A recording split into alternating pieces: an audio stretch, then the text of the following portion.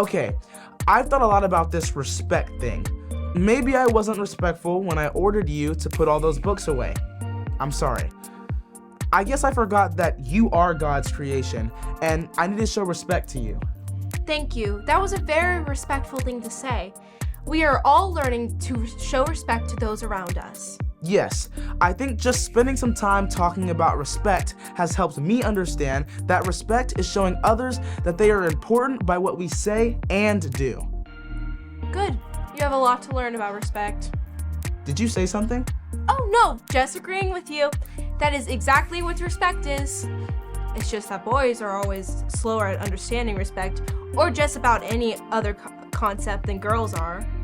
Did you say something?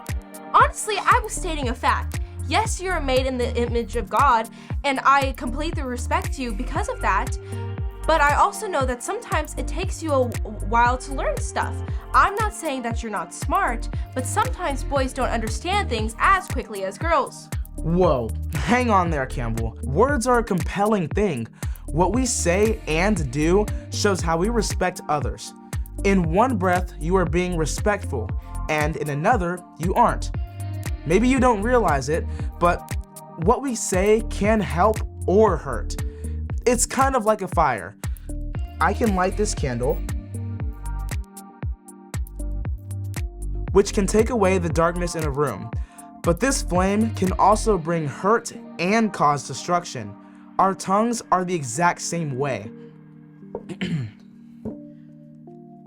In the Bible, James talks about our tongues and says, sometimes it praises our Lord and Father, and sometimes it curses those who have been made in the image of God. And so blessing and cursing come pouring out of the same mouth. Surely, my brothers and sisters, this is not right. I may not know everything, but I do know what this means. It means we need to be careful with our words.